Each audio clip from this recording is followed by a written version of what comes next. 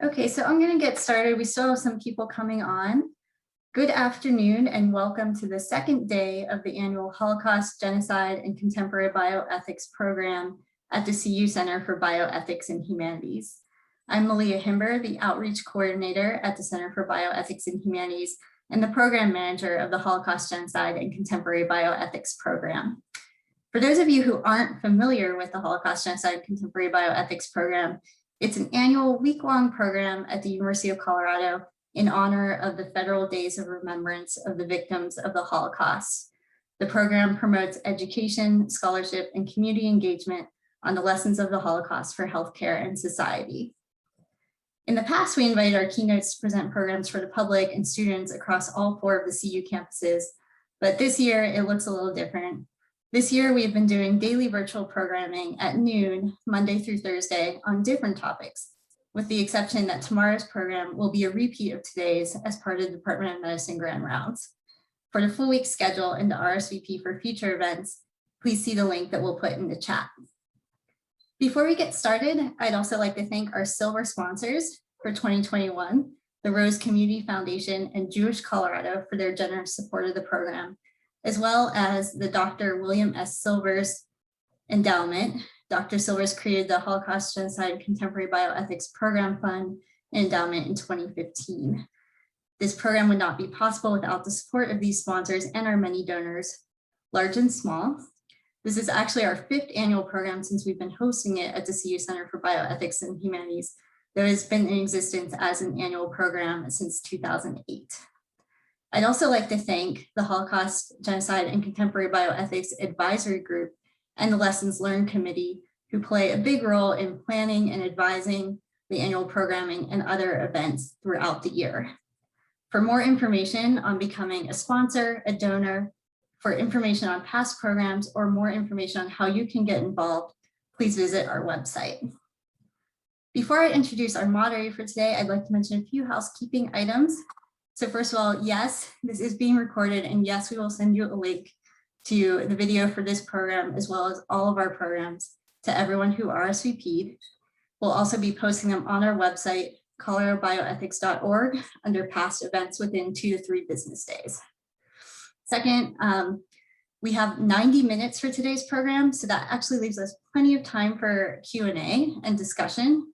So I encourage you to please use the Q&A function at the bottom of your screen to submit questions for our speakers. We'll have 2 20-minute keynote presentations, and then we'll open up the program to discussion and Q&A. So with that, I'd like to introduce our moderator for today, Dr. Elias Sacks. Dr. Sacks is an associate professor of religious studies and the director of the program in Jewish studies at the University of Colorado Boulder. This is our 5th year of producing the annual Holocaust, Genocide, and Contemporary Bioethics program, and it's also our 5th year partnering with the CU program in Jewish studies. So we are proud and honored to have Dr. Sacks with us today, leading our conversation. Dr. Sacks' work focuses on Jewish thought, Jewish-Christian relations, philosophy of religion, religious ethics, and religion and politics. Dr. Sacks, thank you for being here and welcome to the program. Well, thank you so much, Malia, for that introduction and for the invitation. I just want to say how much of a privilege it is to be here with all of you today and to learn with you today. We at the program in Jewish Studies are just so thrilled and proud and honored to be able to partner with the Center for Bioethics and Humanities every year on these programs. So it's now my honor to introduce our keynote speakers. I'll begin by introducing our first speaker, who will be Dr. Rebecca Carter-Chand. She serves as the director of the programs on ethics, religion, and the Holocaust in the Mandel Center for Advanced Holocaust Studies at the United States Holocaust Memorial Museum. And she holds a PhD in history and Jewish studies from the University of Toronto, and her research focuses on Christian minority groups in Nazi Germany and their international networks during the 1930s and 1940s. Please join me in welcoming the first of our 2 keynote speakers, Dr. Carter-Chand. Thank you. Thank you for having me. It's an honor to be here. I just want to make sure that everyone can hear me as I get started. I'm good. Okay. And I'm also going to share my screen. One moment. So hopefully that is also working now. Yep. Okay. So I'd like to start with a story from the 1940s. And I'll start by saying when reports that institutionalized psychiatric patients were being killed reached Paul Brana and his colleagues in February 1940, they weren't sure if they were true. Brana was the director of the Hoffnungstal institutions and the vice president of the Central Committee of the Inner Mission, the main Protestant welfare organization in Germany. He was an ordained pastor, but since 1922 had worked for the Inner Mission. Brana was very concerned and spent 2.5 months looking into these rumors. He was able to uncover a pretty accurate profile of what was going on, that thousands of people with mental disabilities were being killed and their remains cremated. At the time, he did not know the means of killing, but he was able to amass evidence of the systematic nature of these killings. What he decided to do with his knowledge is instructive in understanding the state of German society at the time. Brana thought that if he presented a thorough report with well-documented findings and formally submitted it to the Reich Chancellery, it would prompt the government to halt the program. And this is really in line with common sentiment at the time when ordinary Germans encountered repressive or unjust practices coming from the regime. They often naively thought that if only Hitler knew, he would not stand for it. And so on July 9th, 1940, he submitted a 12-page memorandum to Hitler, the contents of which both assessed the situation and protested it. He summed it up as shocking and actions that were unworthy of a healing and care facility. Now, Brana was not the only one within the Inner Mission's leadership that was concerned, but the other Central Council members were more hesitant to confront the government, as was Brana's close friend, Friedrich von Bodelschwingh, seen here in the picture, director of the well-known Bethel institutions. And here we see competing loyalties leading to compromises. Bodelschwingh was committed to rescuing his patients in Bethel and saving the Bethel institutions themselves. He refused to sign forms that would have authorized the transfer of patients to be killed. But he was also a nationalistic German and had sworn loyalty to Germany and its leader. He and Brana both believed the euthanasia program was immoral and without legal basis, but it's only Brana's name that appears on the memorandum. Brana, in fact, was arrested by the Gestapo on August 12th, although they denied that it had anything to do with his memorandum because they were anxious to hide the existence of the program. He was released after 3 months and survived the war. In his correspondence to other church colleagues, he made it clear why he was going out on a limb here. In a letter to his friend Bodelschwingh, he reflected on the possibility of attacks in response to his memo. He said, "In any case, to this point, I have done what I could and have tried to ensure that the voice of the church will not remain silent in these ongoing negotiations," end quote. So Brana and Bodelschwingh have been remembered differently for their choices. And I think it's worth highlighting those here. Both worked through their contacts in the government and professional circles, believing that most of these people were fundamentally decent. Both refused to hand over patients in the institutions they ran, but Brana definitely took more risks by writing and submitting this memorandum.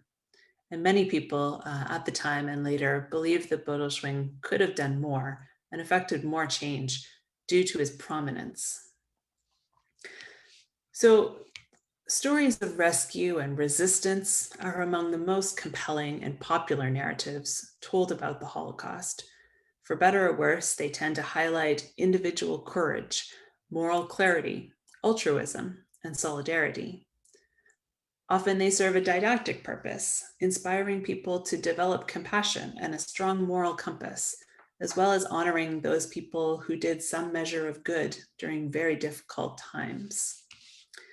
As the filmmaker and child Holocaust survivor Pierre Sauvage has cautioned, If we remember solely the horror of the Holocaust, it is we who will bear responsibility for having created the most dangerous alibi of all, that it was beyond man's capacity to know and care. And so today I'm going to describe just a few cases in which people in Nazi Germany did know and care, at least about this one element of the Nazis' overall destructive project. The Nazi euthanasia program, to give you a bit of context for those who aren't familiar with the history, the Nazi euthanasia program was the systematic and clandestine murder of institutionalized patients with disabilities in Germany. It was one of many eugenic measures that aimed to restore and enhance the so-called racial integrity of the German nation or the German folk. It aimed to eliminate people whom eugenicists considered lives unworthy of life because they were seen as a genetic and financial burden on German society. So I want to underscore that Germany first crossed this line from persecution to mass murder, not with Jews, but with people considered disabled.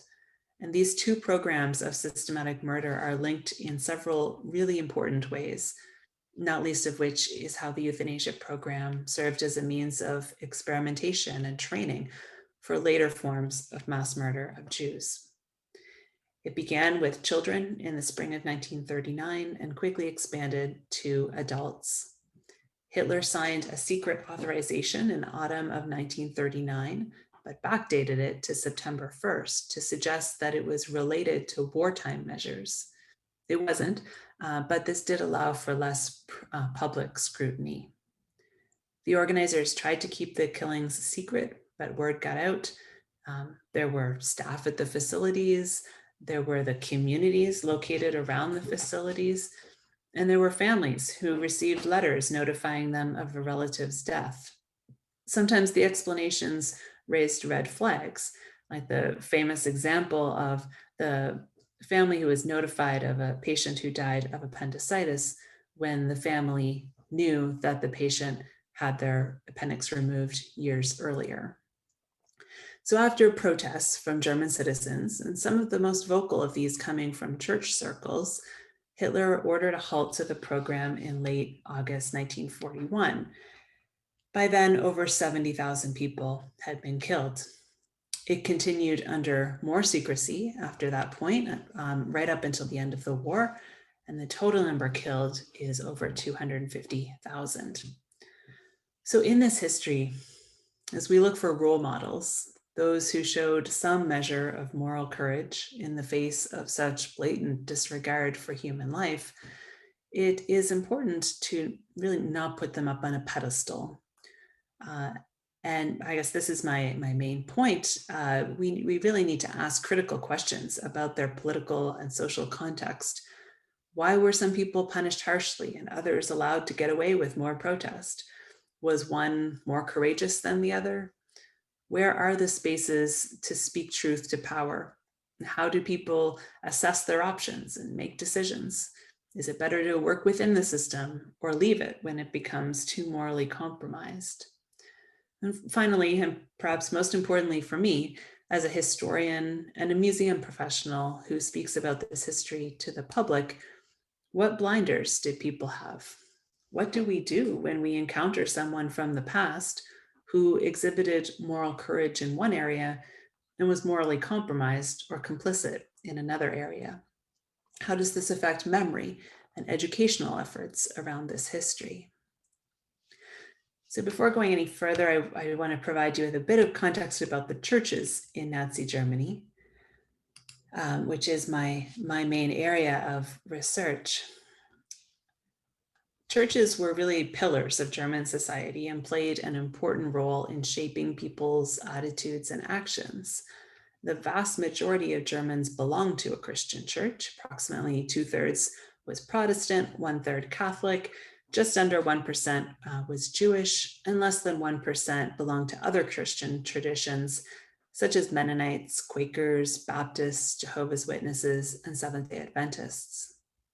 In Germany, a person was born into a religious confession. They were typically baptized, confirmed, They received either Protestant or Catholic religious instruction in school, and they paid church taxes. After World War I, the new Weimar Constitution stated that there was no state church, but these two big churches were closely tied to the state. They received subsidies and church taxes. And in 1933, most Christians welcomed Hitler coming to power. They were shaped by many factors: nationalism, certainly anti-communism, a real backlash against the Weimar Republic and all the liberal tradition that it stood for. Also traditional loyalty to governing authorities. And of course, the convergence of Nazi anti-Semitism with longstanding and deep-seated anti-Jewish prejudice in the Christian tradition, both Protestant and Catholic. Now, Hitler was very pragmatic about public opinion, and he made efforts to reassure Christians. For instance, the Nazi Party platform from the very early days of the movement affirmed that the party stood for positive Christianity. I can speak more about what that means if someone has a question later. Also, his very first radio address after coming to power in January 1933, he said, and I quote here, "The national government will maintain and defend the foundations on which the power of our nation rests. It will offer strong protection to Christianity on the basis of our collective morality," end quote. A few months later, a treaty was signed between Germany and the Holy See, called the Concordat. And Hitler, who was a baptized Catholic himself, promised to respect the rights of Catholics and the Catholic Church in Germany. The Vatican and Pope Pius XI hoped to protect Catholic interests and also benefit from the Nazi regime acting as a defense against communism. Now, the German Catholic hierarchy was quite critical of Nazism early on, but found ways of compromising. And this Concordat really undermined any further potential Catholic opposition.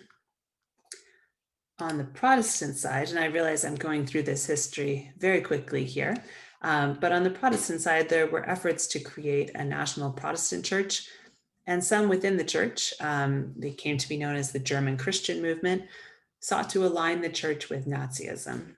But others fought for the institutional autonomy and theological integrity of the church, and this wing of the Protestant church became known as the Confessing Church. And you may be familiar with the famous leaders Dietrich Bonhoeffer and Martin Niemöller. Overall, the churches remained independent institutions throughout the Third Reich, and since 1945 have had to come to terms with their complicity in the Nazi era. There were, of course, very small numbers of individuals within each of the Christian communities who resisted Nazism or rescued Jews, but they did so individually or in informal networks without institutional support. I think this is just really important for understanding the decision-making process for those in leadership positions within the church when they came up against ethical challenges related to the T4 program or the euthanasia program. The churches had long supported positive eugenics, that is, encouraging healthy individuals and populations. But the euthanasia discussion among eugenicists who advocated for mercy killing or ending the lives of people with severe disabilities, this posed a real challenge to the churches. Both the Protestant and Catholic churches owned and operated hundreds of hospitals and orphanages, care homes, and other institutions for the mentally and physically disabled and elderly. Hitler feared that opposition from the churches might make it politically too costly to implement the euthanasia killings. And to a degree, he was right. There was opposition, but it was overshadowed by the dramatic unfolding of the war. And of course, the timing was intentional. Few leaders within the church or leaders of church-supported institutions supported euthanasia in any form. There were formal teachings about the sanctity of life. And moreover, their life's work was based on a real deep respect for life and upon the Christian mandate to minister and care for those less fortunate. But people were divided between those who wanted the church to protest publicly and those who hoped to end the euthanasia program by reaching some arrangement with the government, as we saw in the story I told about Brana and Bodelschwing. Overall, we can characterize the response of the institutional churches as slow and hesitant. As Paul Brana himself explained, quote, "The official church remained completely silent. The official intermission also did not dare to do anything. When I was released, the treasurer of the intermission reproached me for having gone out on a limb over the matter," end quote. The Catholic Church also took a hesitant approach. Protests were limited to behind the scenes and through official channels. Moreover, the church tended to seek compromises rather than denounce the program as a whole. For example, trying to get priests exempted from the program and to secure agreement for the provision of the sacraments for those to be killed. Now, this never happened, but if it had gone through, it certainly would have looked like the church was condoning the program. Then in December 1940, the Vatican actually issued a statement. And it said in part, the direct killing of an innocent person because of mental or physical defects is not allowed. But it did not call out the program and condemn it outright. But it's within this context that the actions of one Catholic bishop really stand out. And here is my second story for today, and that is in August 1941, the Catholic Bishop of Munster decided to take a public stand against the killings, prompted by the removal of mental patients from his own diocese. That summer, Galen actually preached 3 sermons from the pulpit that criticized the Nazi regime, and it was this third one that went into detail about the euthanasia program, making several arguments as to why it was wrong and why Germans should oppose it. The shocking sermon was illegally reproduced and circulated all over Germany, greatly increasing its reach and inspiring many in German resistance circles. It's really interesting to look at the text of this sermon because Galen makes several arguments. He appeals to the German Penal Code, which stated that a person who receives credible information concerning the intention to commit a crime against life and does not report it will be punished.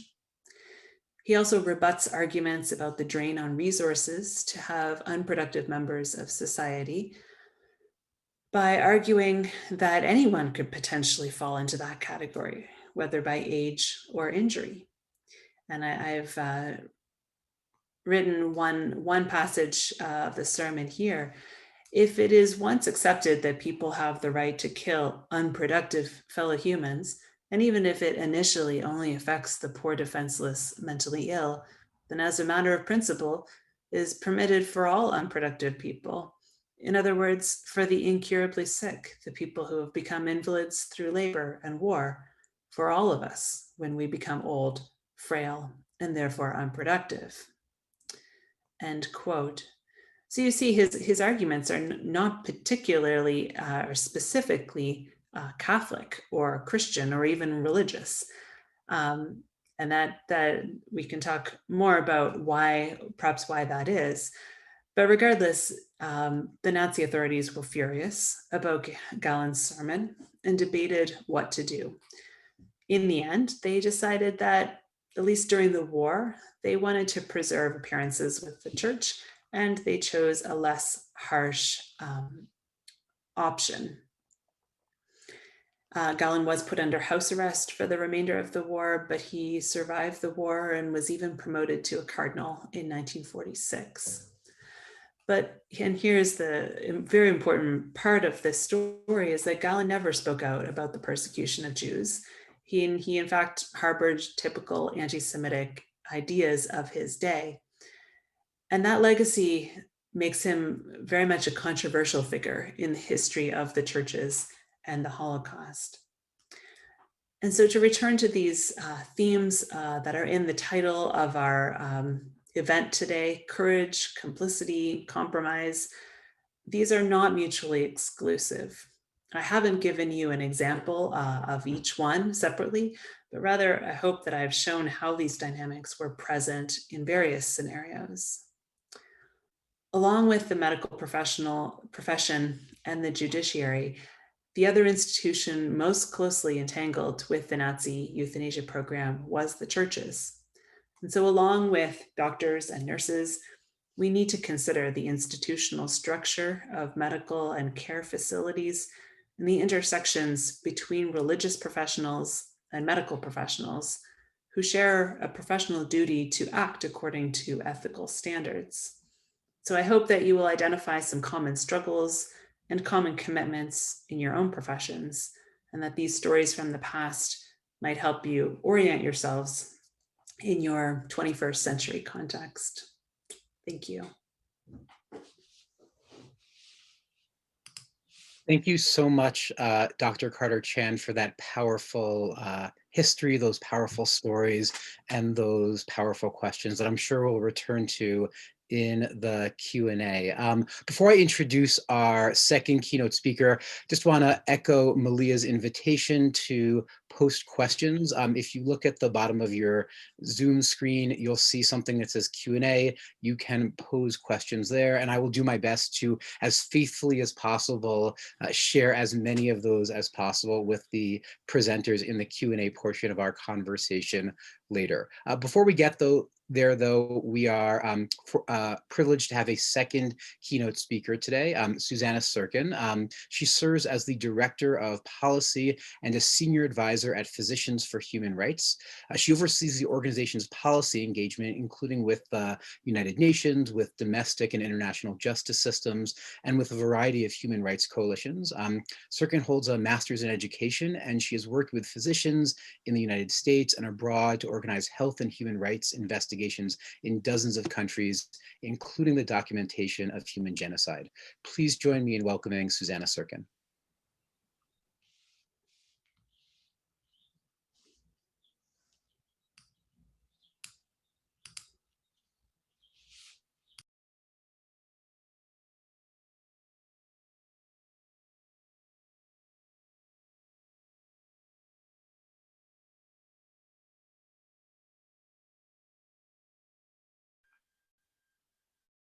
Sorry, have to unmute here. Hello, everybody. Thank you so much, and thanks for your patience while I figure out my technology.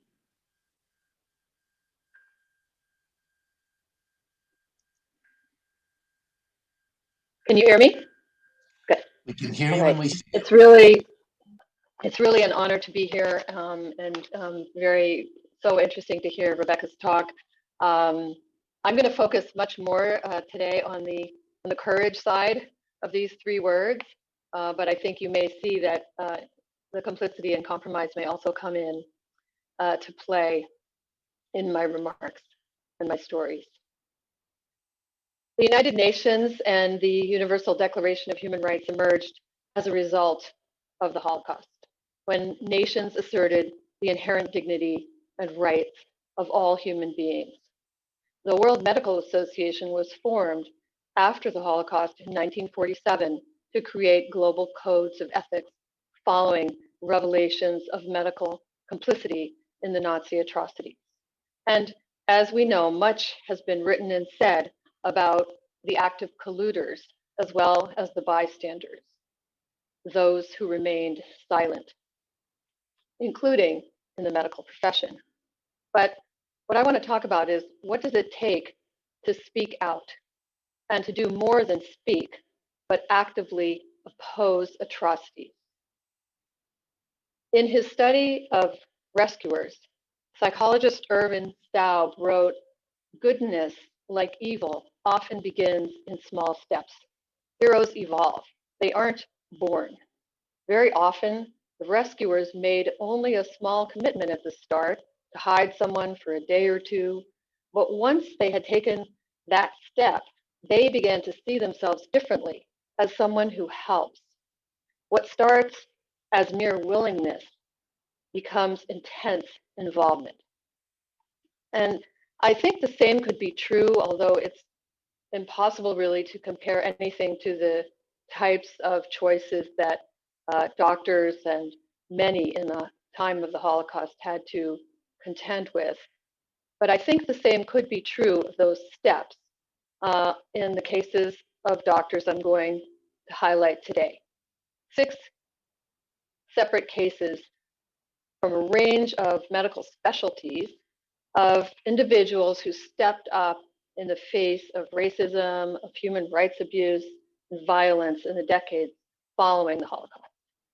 And after the year we've lived through, the lessons learned from these doctors' challenges and decisions could not be more profound or more relevant. And so perhaps these physicians may form the basis, along with so many others, of what we might create as a wall of honor rather than one of shame. The questions you might ask as you hear my stories are, what caused a doctor to take personal and professional risks to oppose the status quo, to tell the truth in the face of pressure to hide it? How did colleagues and the medical establishment respond? And what impact can one doctor's actions have, not only on his or her patients, but on entire communities? So I'm going to start with this story. Some of you who've followed the American Medical Journal of Ethics may recognize it. Dr. Wendy Orr, or actually before she was a doctor, Wendy Orr was a recent graduate of the University of Cape Town in South Africa. And then after finishing medical school, she took her position as a district surgeon in Port Elizabeth, South Africa in 1985. That July, a state of emergency had been declared in her district and in others due to growing unrest and opposition to apartheid. And thousands were detained. Dr. Orr's father was a Presbyterian minister, and Orr has said that she grew up aware of gross injustices based on the color of people's skin.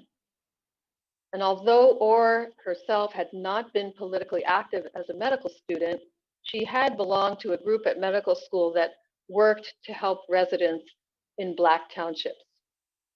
Dr. Orr's job as a district surgeon included conducting autopsies at the police mortuary and providing clinical services to detainees. And in her work, she regularly observed evidence of torture, whip marks, lacerations, bruising, and periorbital hematomas.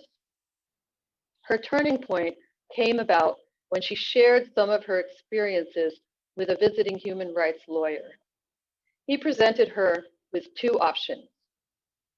In her words, I could continue being a good doctor, recording and treating injuries and doing nothing to prevent them, or I could do something that no district surgeon had done before, take my evidence to the Supreme Court and seek an urgent interdict to prevent police from assaulting and torturing detainees.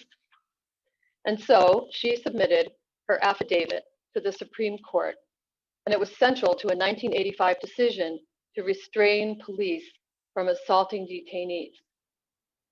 In the conclusion of her affidavit, she wrote, "It ultimately became clear to me that unless I made a stand and did something about the plight of the detainees, I would be compromising my moral beliefs and my perception of my professional responsibility.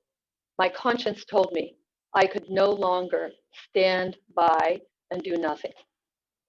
Following her actions, Dr. Orr was reassigned to other duties so that she would no longer have contact with prisoners. And she was also harassed.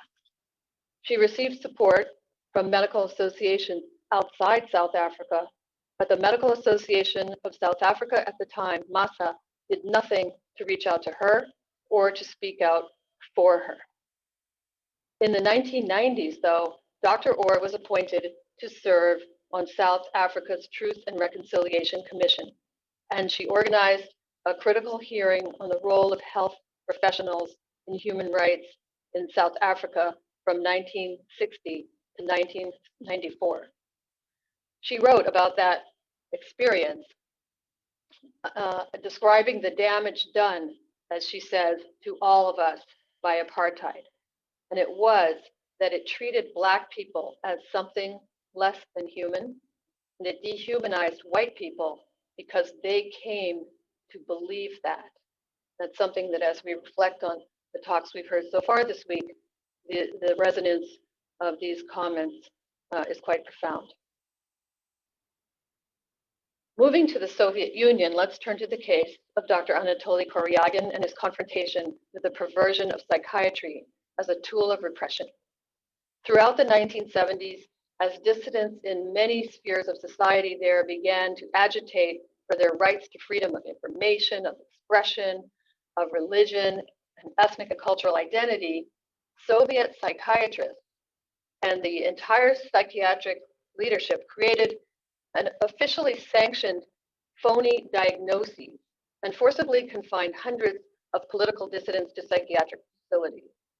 The diagnosis of sluggish schizophrenia included symptoms like a mania for justice and reformist delusions. The dissidents were, of course, considered a danger to society, and therefore they must be mentally ill. Many so-called patients were treated with psychoactive drugs. Dr. Koryagin formed, in response to this, an underground commission to investigate the use of psychiatry for political purposes, and he examined 55 dissidents subjected to this grotesque abuse. He published his findings in The Lancet. In 1981, Koryagin was arrested and sentenced to 7 years hard labor, followed by 5 years of internal exile. He was stripped of his Soviet citizenship. He spent time in prison under harsh conditions and was himself forcibly treated with antipsychotic medications. International psychiatry responded. The American Psychiatric Association, the Royal College of Psychiatry, the World Psychiatric Association, they all came to his defense, and they wrote to the Soviet leadership, and eventually the WPA expelled the Soviet Union as a member until it abolished these abhorrent practices.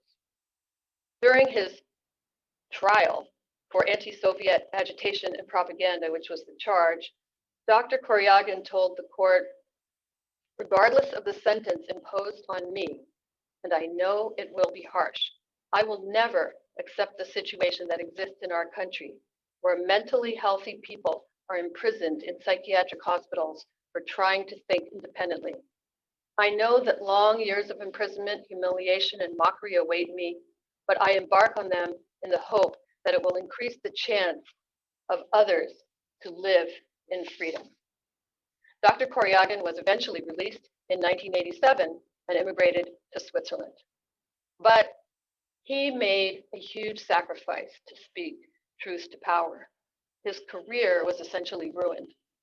Today, sadly, there is no longer the kind of robust human rights committee in the APA or the WPA that was so active at the time. And Koryagin's legacy is perhaps now under threat in today's Russia. Now I'd like to turn briefly to the ongoing story of Dr. Şebnem Fincancı, the current president of the Human Rights Foundation of Turkey. She graduated from the Faculty of Medicine at Istanbul University and specialized in forensic medicine in the early 1980s. She was an inspiring teacher and still is. She became head of department and established the first forensic outpatient clinic in the country. During the decades of her training and since, Turkish authorities have routinely inflicted torture on prisoners, including those rounded up for their human rights or political advocacy. Like Dr. Orr, Dr. Fincancı regularly saw victims of severe beatings, electric shock, and other forms of violations, including falanga, torture, beatings of the soles, severe beatings on the soles of feet. And she conducted autopsies on those who died as a result of these cruelties. The consistent provision of forensic evidence of torture for the courts by Dr. Fincancı and her colleagues led to the creation of the Istanbul Protocol, which is the international standard for the documentation and prevention of torture.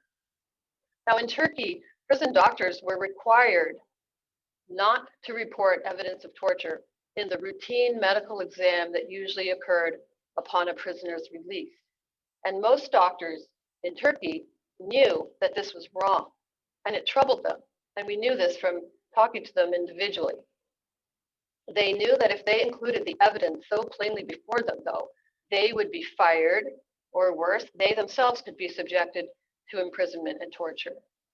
So when we at Physicians for Human Rights started documenting this wrongdoing, complicity, we decided that rather than condemn these doctors, we would describe them as unwilling accomplices. And we actually found a way to lift up their voices without putting them at risk. At a national conference of forensic doctors in Izmir in the early 1990s, Physicians for Human Rights and Turkish medical colleagues conducted an anonymous survey which revealed the extensive conflict that doctors had about their ethical violations and their deep hesitation to comply with the government's oppressive demands. Dr. Finjanji has mentored generations of medical students, and she mobilized with her colleagues, doctors, to respond to injured protesters not long ago around Gezi Park in Istanbul. But she has also gotten into trouble with authorities. She was arrested herself in 2016 and sentenced to prison in 2018 for campaigning for the rights of the Turkish Kurds and opposing actions of her government in Syria. She was acquitted in 2019. Here she is receiving an award. Now, Dr. Denise Makweki, a Congolese OBGYN trained in France, could have spent his career delivering babies. But in the late 1990s and the first decade of this century, as horrific violence erupted across the Eastern Democratic Republic of the Congo, where he lived and worked, Dr. Makweki, who had founded a small hospital in the town of Panzi near Lake Kivu in the east, witnessed the medical sequelae of mass rape as a weapon of war in his country. Arriving at his surgery day after day were dozens of women and girls with their organs ripped out or mutilated and traumatic fistula from gang sexual assaults by armed forces and militias. In addition to treating thousands of survivors of these crimes, he organized a multidisciplinary team for a holistic response. As he said, we can't treat just the finger or the ear.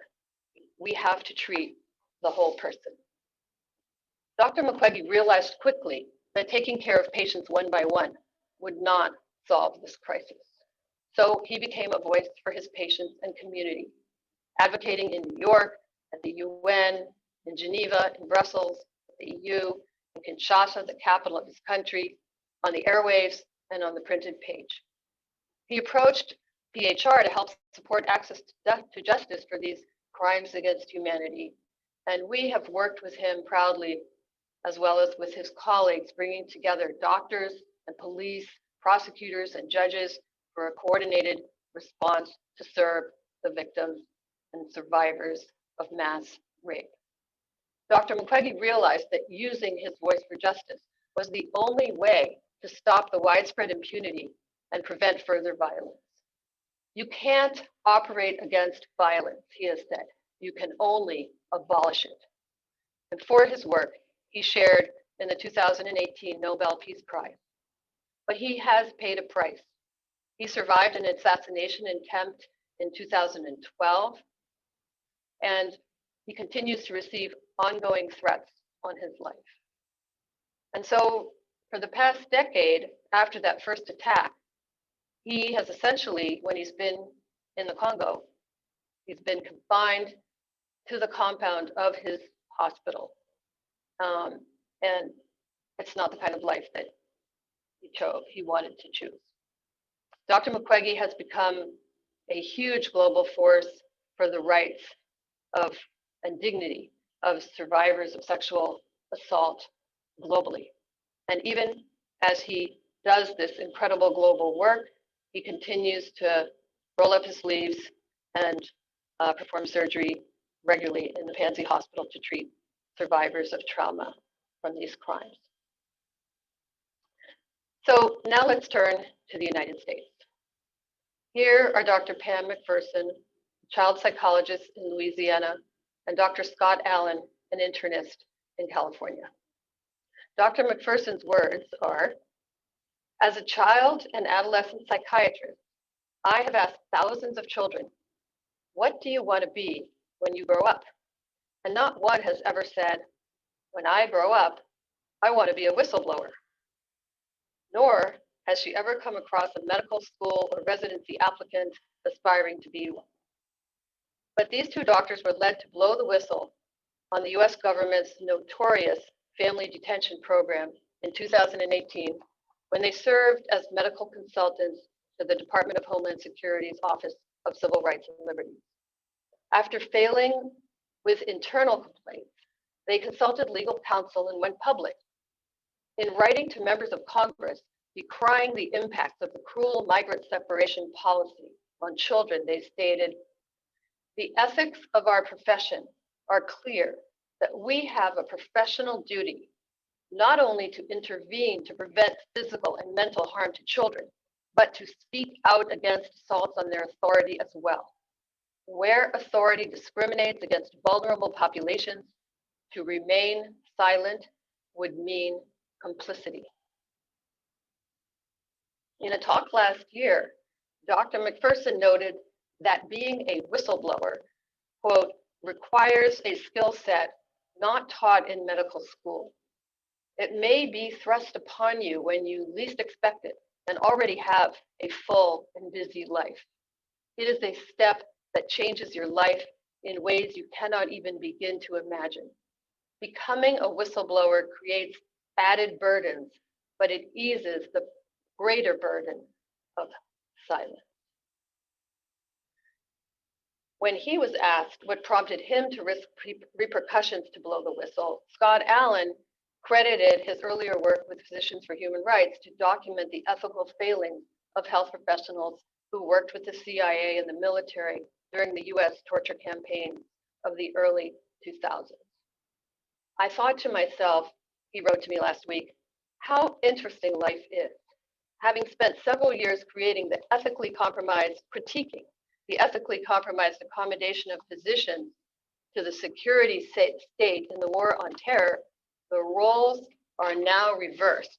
And I find myself at the center of a different national security effort that was misguided and posed great harm, only this time to refugee children. And I understood the consequences of physicians failing to act in accordance with the ethics of their profession. And finally, Dr. H. Jack Geiger. Throughout his long life, Jack Geiger not only resisted segregation and discrimination, he understood and took action against the insidious violence of poverty and lack of social and economic opportunity and how it profoundly affected health. Over the decades, Jack helped organize the Medical Committee for Civil Rights during the Freedom Summers of the 1960s. In the 1970s, he was a key activist with Physicians for Social Responsibility, warning of the overwhelming looming disaster of nuclear war. And in the 1980s and 90s, he was a founder and leader of my organization. And perhaps most significantly, he was a founder of the Community Health Center movement in the United States. He's shown here on the left with his longtime colleague, Dr. John Hatch. It's tough to emulate Jack as a role model because we get a Dr. Geiger once in a century if we're lucky. Jack finished high school at age 16, and as a white Jewish kid, left his home in Brooklyn for Harlem to hang out with Black writers, actors, and musicians during the Harlem Renaissance. After World War II, where Jack served in the Merchant Marines, he attended the University of Chicago as a pre-med student and supported himself as a medical and science reporter. In 1947, there were no Black students and no Black faculty at the University of Chicago Medical School. There were no Black patients in its teaching hospitals. And so in 1947, Jack helped lead a one-day campus protest against racism and segregation at the medical school. More than 1,000 faculty and students came out. A year later, though, when Jack himself applied to medical school, he was blacklisted by the AMA, according to him, for his extracurricular activities. Ultimately, though, Jack was admitted after doing several years of journalism at age 29 to Case Western University in Cleveland. This is what Jack recalled of that time. I was standing in front of the medical school. It was kind of on a hill, and you could look beyond the medical school and see the teaching hospital. Beyond the teaching hospital, you could see the city of Cleveland. It occurred to me that what happened out there in the city of Cleveland, and who got sick and who didn't get sick, and how that illness was distributed, and what happened to people after they got sick, and whether they came to this or other institutions, and the nature of their interactions were all social as well as biological phenomena. During medical school, Jack traveled to South Africa, where he worked to set up a rural health center linked to the only medical school where non-whites were allowed. There, he witnessed firsthand the health impact of racial segregation under apartheid, but also the deep connections between poverty, poor nutrition, sanitation, unemployment, unequal access to education, and disease. He realized that, quote, one could not treat the individual without treating the community. So when he came back to the US, he urged his medical school to start an inner city community health center. Jack captivated generations of medical and public health students with his anecdotes of activism for the right to health, including his very famous and oft-repeated RX for food, when he and his colleagues working in a groundbreaking health center project in Mound Bayou, Mississippi, explained to investigators who were sent down from Washington to find out why they were using government pharmacy funds for grocery chits. His response was, last time we looked at our medical texts, the therapy for malnutrition is food.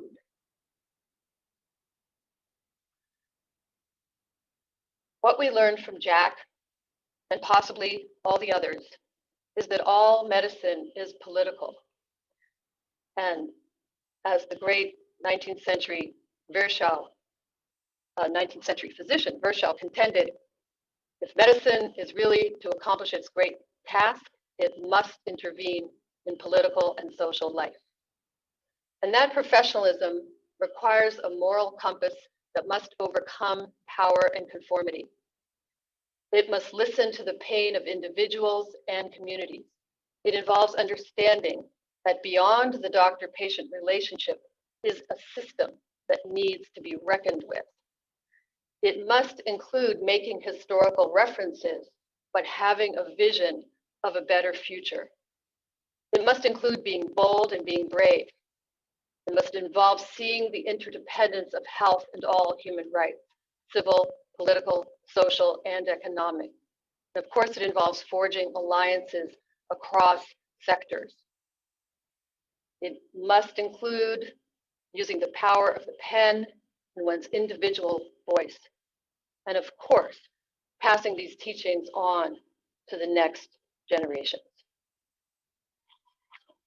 Thank you.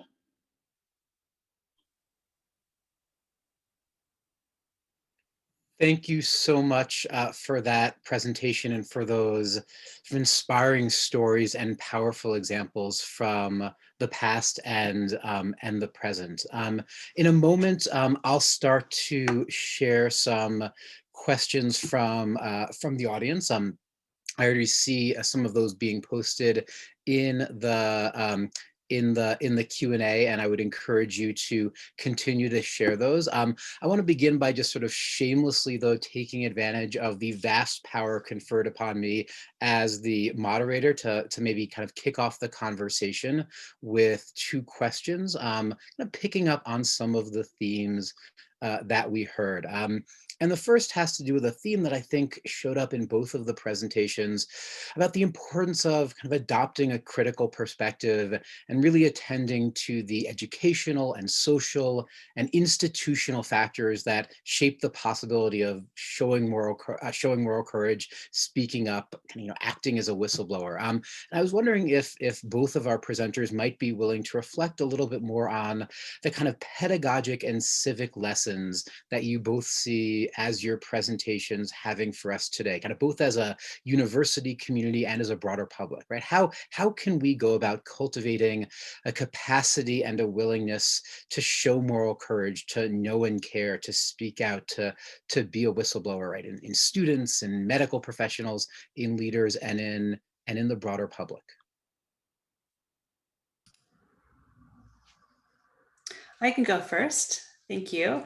It's a really huge question. But what first comes to mind actually is the the pedagogical possibilities even at the time.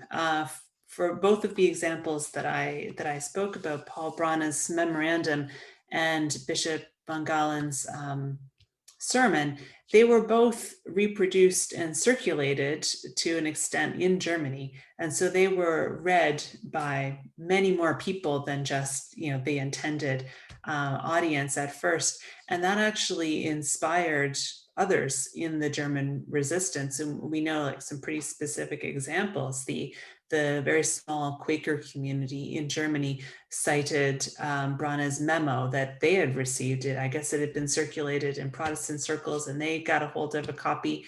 They were then prompted to write their own letter of protest to the government.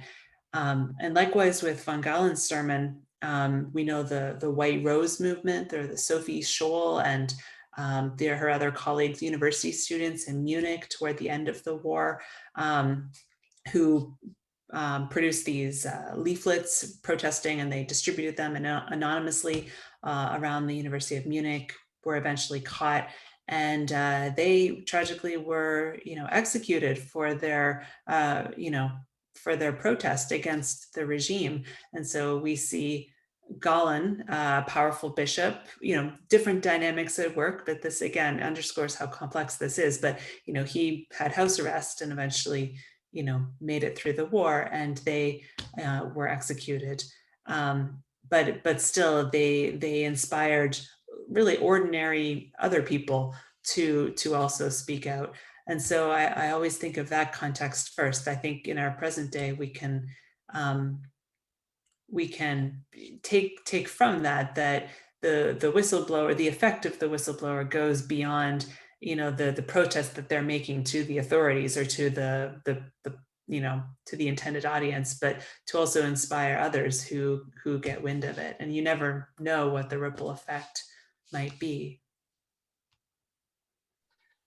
This it's a very important and complicated question, and I think there's a lot of if we knew the exact answer, we'd be doing it more. But a number of things come to mind for me based on this work, and I think one of the first and foremost is indeed honoring and telling these stories, because especially in medicine, but in many other fields as well, role models are extremely important. And that's why I think it's so great that at this session we're not just talking about all the horrible things that were done by people who were complicit or worse, but rather to also lift up and honor and tell the deep stories of those who did resist, those who did not remain silent, and who took risks, and how did they take those risks. But then there's the whole issue of, can you educate people to be empathic?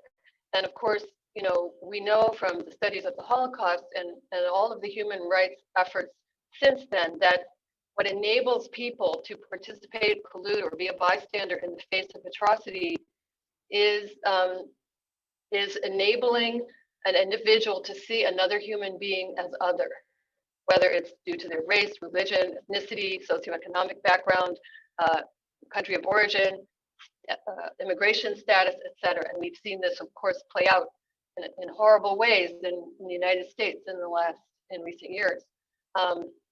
So how do you cultivate empathy And I think, I learned a lot from researching Jack Geiger's life much more deeply. I knew him, I worked with him, I spent hours and hours with him over decades, but going back and reading and listening to his own oral history, he talks about how his first kind of aha period was indeed when he lived in Harlem. He was a kid, he was 16 years old.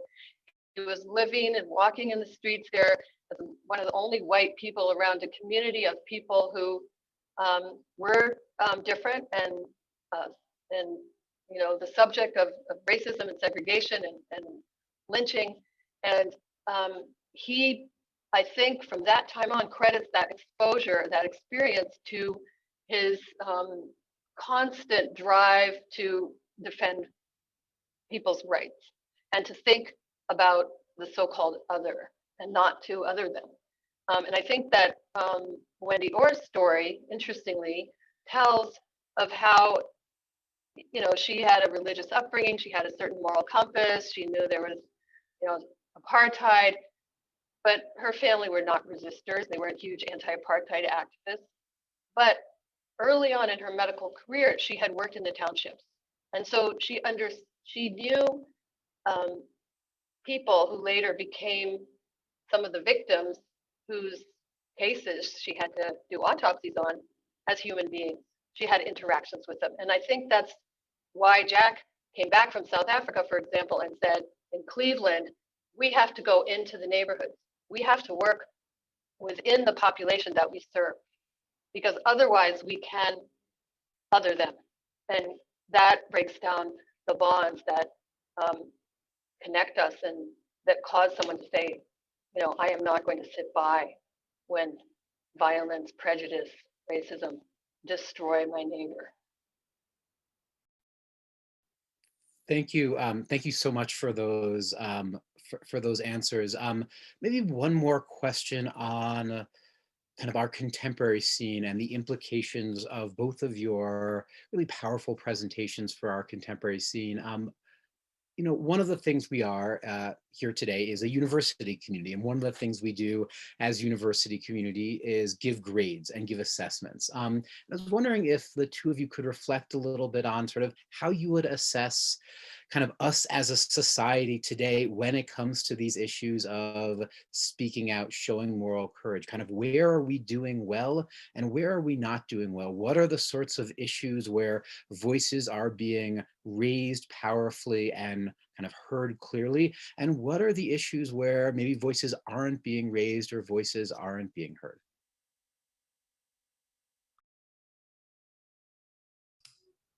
Maybe Susannah, you can go first this time. Sure. Yeah. I'm always a cup half full person. I tend to be an optimist, but I have to say that I don't think we're doing well. I mean, certainly people are out in the streets. We've seen Black Lives Matter. It's amazing. It's amazing how diverse that movement has been.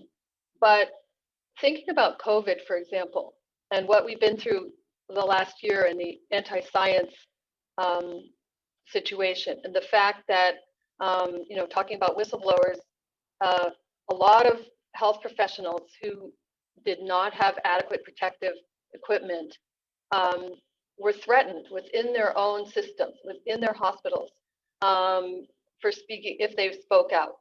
And it's really shocking to me. I almost put it in this talk, but I decided it wasn't exactly in the right vein. But we received anonymous, terrified calls by senior surgeons, anesthesiologists, and others in Boston's teaching hospitals last year, terrified because they were told that if they brought their own masks, their own equipment into the operating room, they could lose their jobs.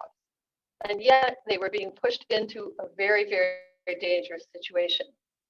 And that's just one example where there has not been a strong voice speaking out for the rights and obligations and support for people who literally were being sent into a hospital, into a surgery room, an OR, not protected. And the same goes for, there were many more nurses because they didn't have the clout and status and confidence that many of those senior doctors had. But I'll also say that in terms of the other anti-science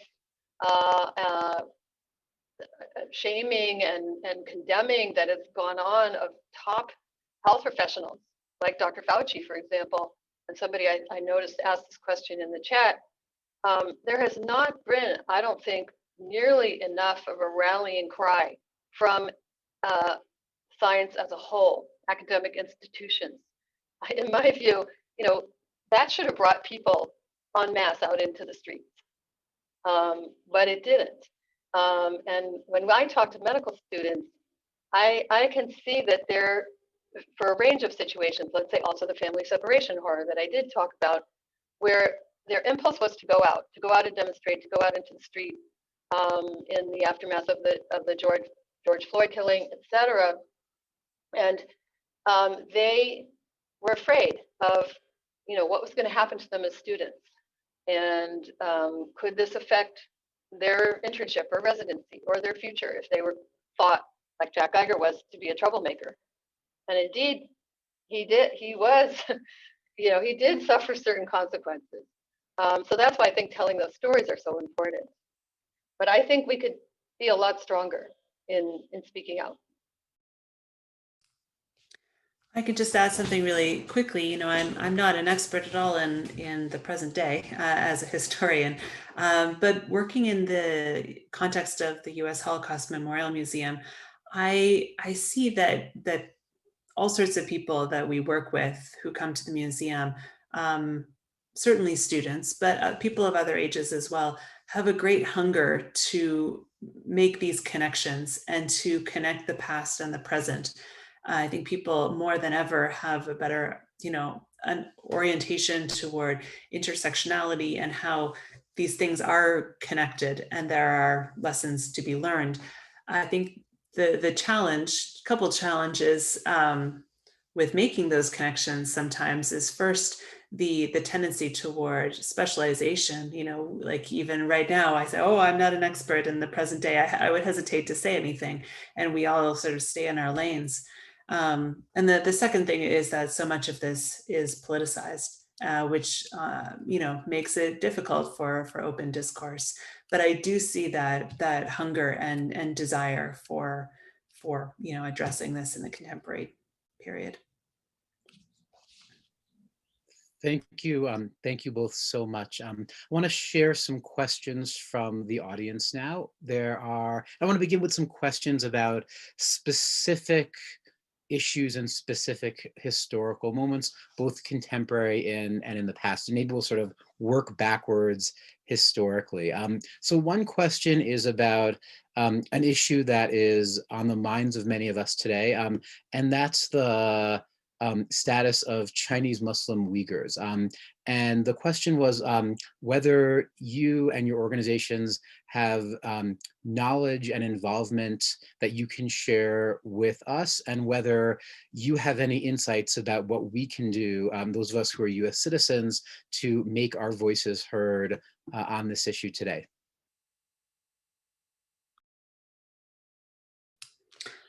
Very quickly, I can point people in the audience to the U.S. Holocaust Memorial Museum's Simon Scott Center for the Prevention of Genocide, which is a whole part of the museum that addresses contemporary situations. And I know they have information on their website. They're mostly concerned with policy, not so much.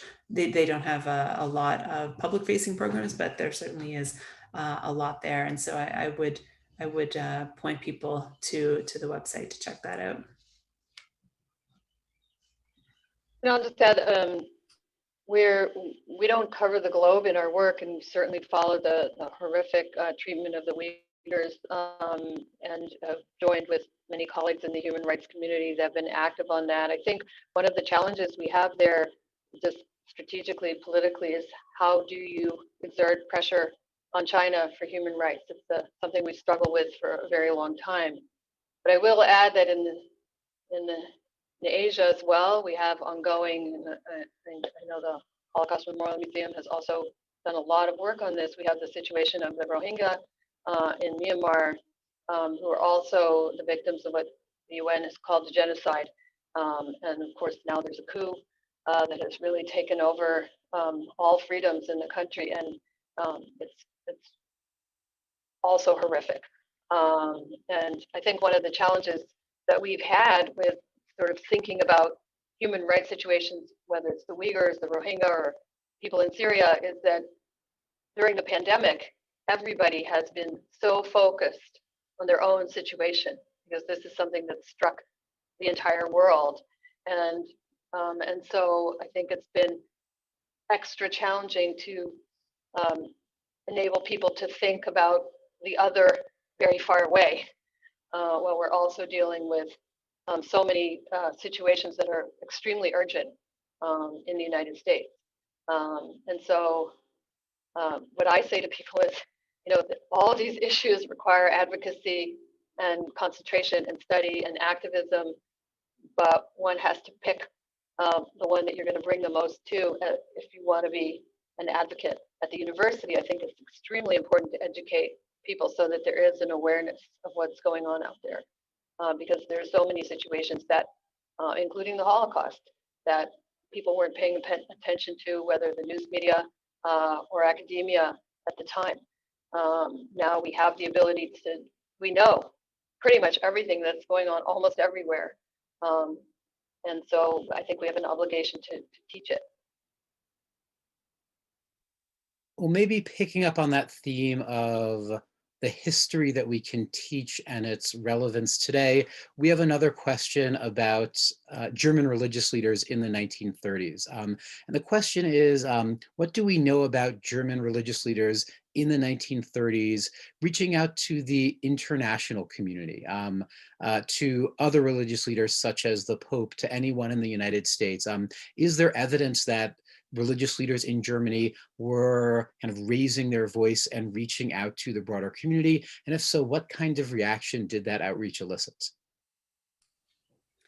Yeah, that's a great question. And of course, we have to consider the broader context of Germany and its interaction with the rest of the world. I mean, the short answer is yes, the churches in North America and the UK, all really all over the world were watching carefully as to the events unfolding. They had their understanding as it was happening in real time. So it was maybe a little, at times, not completely accurate, but there were people who were traveling over there. There were people who were reading contemporary reports. And so I think they did know what was going on. They might have sometimes framed it in terms of religious freedom issues, and the potential suppression of the churches was often how it was framed at the time. But yes, there was many things. If you are interested more in this, there's a really fantastic tool that we have at the museum that provides primary sources in really curated collections, so small collections of primary sources that have all been translated if necessary and made available on our website. It's called Experiencing History. And there's one collection that my office did a couple of years ago about North American religious responses to Nazi Germany. And so you can go and see and read some of those reactions. In terms of the Pope, that is a huge, and the Vatican, the huge set of issues and questions. There was Pope Pius XI up until 1939, and then Pope Pius XII, the really controversial figure. And what's really exciting right now, I mean, many books have been written, many lectures given on the subject of the Pope and what he knew and didn't know, and what he said and didn't say. But just this past year, the Vatican Archives have opened for the period of Pope Pius XII for the first time. This amounts to, I think it's over 16 million pages worth of documents spread over 6 or more archives in Vatican City and Rome.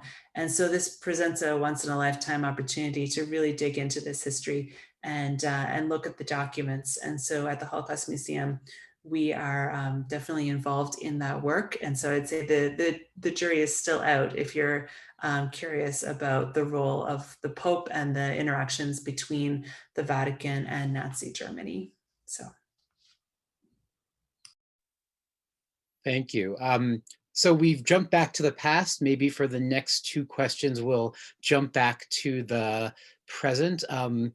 We have one question in the chat about maybe sort of one particular person who I think many of us here in the United States think about when we think about people navigating the challenges involved in when to speak out and how to speak out. And that's Dr. Fauci. And the question is, how do you think that Dr. Fauci, others in similar positions have navigated the challenges in terms of thinking about when to speak out and when to speak out over recent years? I know you touched a little bit on this in some of the reflections on COVID, but we have a question about specifically about Dr. Fauci and more broadly about the kind of dynamics of public health professionals in policy positions today, speaking out and not speaking out about issues relating to the pandemic. It's really hard to critique Dr. Fauci. And I'm not at all. I think he's really a true hero. But I can't imagine how he thought every night when he went after what happened that day in the last year, what he was going to do, and if he ever would have a point where he said, I'm not doing this anymore, I'm out of here.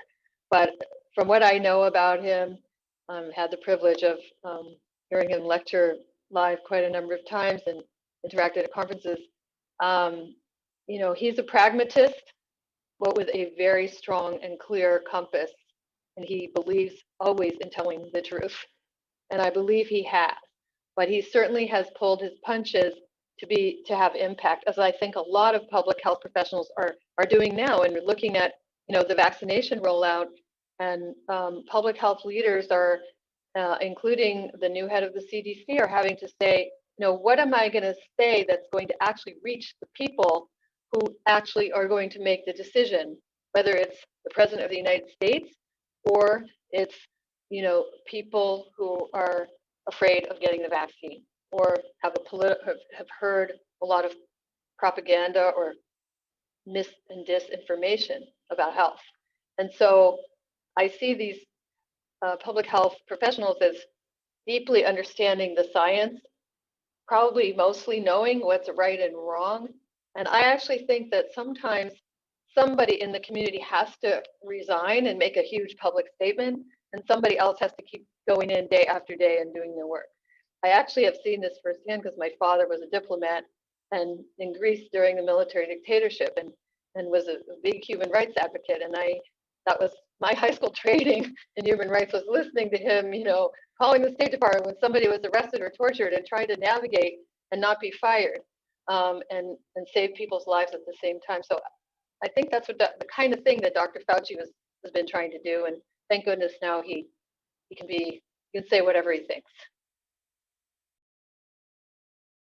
So I actually want to pick up on that theme of torture that you just mentioned in your answer and that came up in your presentation as well.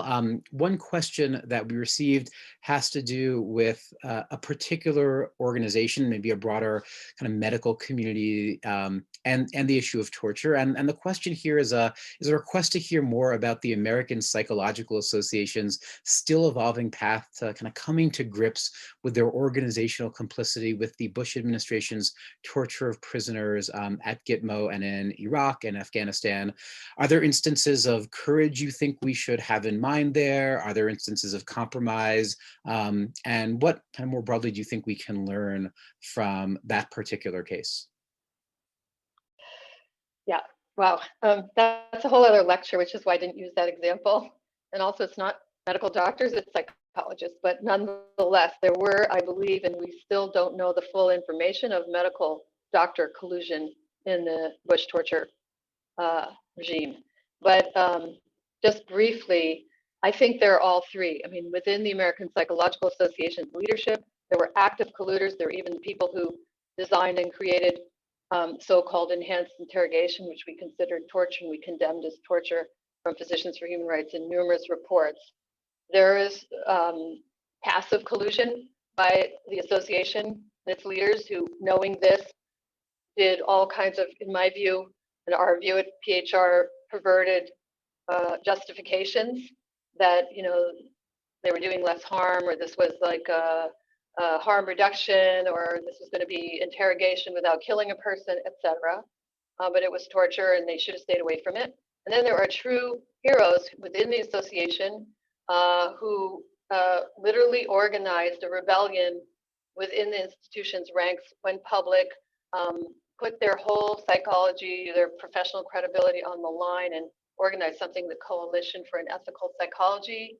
People like Stephen Saltz and Stephen Reisner and others who basically caused an uprising within the society and booted out the leadership by going public. But it took years of literally agonizing documentation and threats and so forth. And you know, I think when an association gets that compromised and has that kind of wrangling inside and has various wings within it, and of course I'm not in the middle of it, but I heard a lot about it and I know a fair amount about it.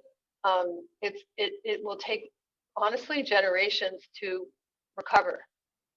Similarly, the Medical Association of South Africa had to go through a whole healing process. And this is what happens when, you know, large numbers of members of profession become active or passive participants in human rights violations. And turning that ship around is slow, as we saw, you know, even this past year. You know, the AMA has had its own reckoning, a very powerful one, with its history of racism.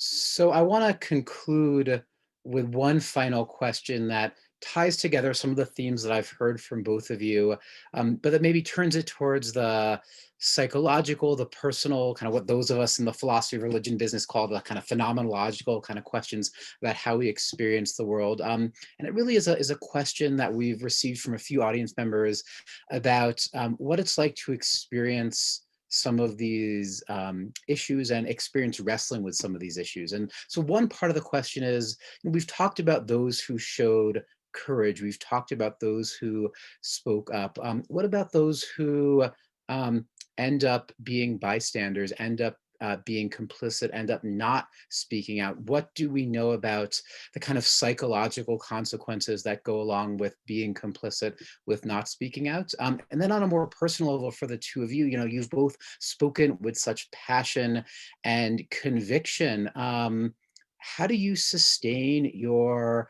optimism, your passion, your commitment to advocacy when engaging these issues? How do you kind of keep up the energy and optimism and hope needed to engage these issues amid both the horrific historical experiences that you've described and really the horrific contemporary examples that both of you have called attention to? A small question.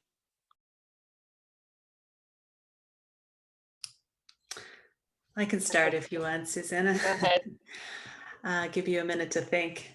You know, I guess it is true that the history that we study is quite heavy, and that it's easy to become cynical about human behavior. But when you really get into the sources, and that's one of the, I guess, wonderful things, if I can say wonderful things about studying the Holocaust, is that we have such rich documentation and such rich sources, and we have these incredible institutions and archives to really dig in and flesh out this history from the bottom up as well as the top down. And so we really are able to get inside of people's heads and find out what they were motivated by and what they were thinking and how they experienced all of this from different perspectives. And I am always blown away by how familiar the people are, even though it's nearly 100 years ago and on a different continent. And so I guess that's, I don't know if it's inspiring, but it's that I guess that propels me to the importance of this work, and also its potential, you know, its didactic or pedagogical potential, is that the people that we encounter and these stories and their own lives are so familiar. Once you move beyond stereotypes and move beyond one-dimensional caricatures and really get into the sources. So I understand that's a very historian kind of answer, is to get to the sources, but that's what comes to mind at first. Yeah, I wouldn't really pretend to be an expert on, the psychology of the people who find out that they were complicit, but I have seen the situations in the aftermath of mass atrocities where communities are confronted with the truth, and very graphically, I'm thinking of, people in Belgrade after the Srebrenica massacre being confronted with the actual reality from the evidence that where we exhumed the graves and showed the bodies and showed the DNA and all the bullet wounds, et cetera. But I think there are two things that happen. People sort of absorb it and feel guilty, but others just deny the truth because it's too hard to live with that. But in terms of what gives me the ability to keep doing this and feel optimistic and hopeful is, I guess, taking small victories that are nonetheless very significant, but also having a long view. That, humanity does not change overnight. We may never. I think about 2 steps forward, 1 step backward. And for the historians, I know that we know that, history goes in cycles and we don't have a straight line to progress. I don't think, I've come to believe that progress is certainly not linear. But what encourages me is stories like what happened at the end of, or it's not over, but the American Psychological Association situation, for example.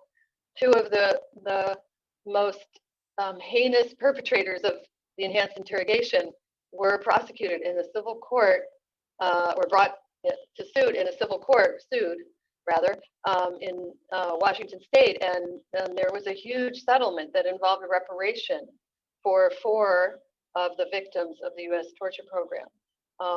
And similarly, just 2 weeks ago, the conviction of one of the most notorious Congolese war criminals, Bosco Ntaganda, was confirmed on appeal in The Hague at the International Criminal Court. And he is one of the people who has been convicted, or prosecuted and convicted successfully, of mass rape in war. The time that we started working with Dr. Makweki in the Congo, we never saw cases like this. And for the survivors in those communities, I can tell you that what is going on over there in The Hague is really encouraging and important to them. So there are lots of stories like that, plus these role models. I know that pretty much every day I'm inspired by people like Jack Geiger, and that keeps me going because he did it for 95 years of his life, pretty much. Maybe not when he was a little baby, but from teenager on. And I'm several decades younger than Jack, so I feel like, okay, gotta keep at it because I'll never be like him, but if I could be 1/10 of what he was, I would feel that I did my part to make the world a better place. Well, on that note, I want to thank both of you for those powerful stories, for the models you've brought for us, but also for the work that both of you are doing in telling these stories, sharing this history, and winning those victories, both small and large. It's really been a privilege to have the opportunity to learn with both of you today. And with that, I will turn things back over to Malia for some closing words. Thank you so much, Dr. Sacks. And I would like to sincerely thank both of our keynotes for being here today, Dr. Carter Shand and Ms. Sirkin. So for those of you who may have colleagues who would like to see this, both of our keynotes will be presenting again tomorrow at the Department of Medicine Grand Rounds. We'll have a little less time for Q&A, but if you want to see them again, or somebody who does, they can sign up through that link in the chat. Also on Thursday, we're going to have a panel discussion on moral courage in healthcare with Dr. Janine Young, who is the medical director of the Denver Health Refugee Clinic. Also Dr. Barbara Morris, who is a geriatrician at Stride Community Health. We will have Rabbi Mendel Popik, who is the executive director of the Jewish Life Center of Stapleton. And also we're very excited to have a medical student with us this year, Ms. Abby Leibowitz, who is a medical student here at CU. And that's going to be moderated by Dr. Mark Levine from the Holocaust Advisory Group Lessons Learned Committee. So that is going to be on Thursday, also at noon. Again, you can use that link in the chat to RSVP. And finally, I'd like to announce that we just confirmed our keynote for next year. So save the date for April 25th through 29th of 2022. We're going to have Dr. Aletha Maybank, who is the first Chief Equity Officer at the American Medical Association. And our theme is going to be the legacy of the Holocaust and health equity and structural racism in the United States today. So I hope you will save the date for next year and that you'll join us on Thursday and send your friends and colleagues to the program tomorrow. Thank you again so much for being here today and have a great day.